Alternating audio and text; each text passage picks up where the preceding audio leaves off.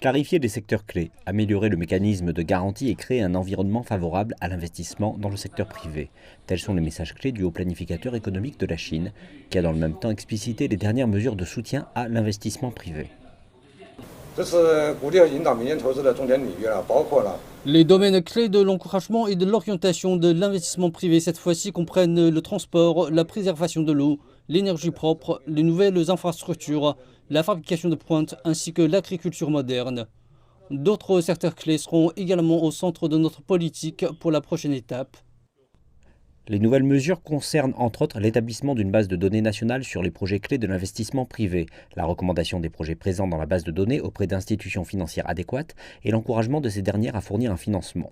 Les autorités soulignent également que l'investissement privé est un élément clé de l'économie privée et qu'il jouera un rôle essentiel dans la stimulation de la croissance de l'investissement, la création d'emplois et l'optimisation de la structure économique.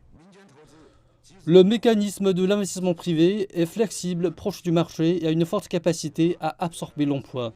Par exemple, la proportion de l'investissement privé dans l'industrie manufacturière a toujours dépassé les 70%, joue un rôle clé dans l'amélioration de la compétitivité internationale du secteur manufacturier, le développement de l'économie réelle et la création d'emplois.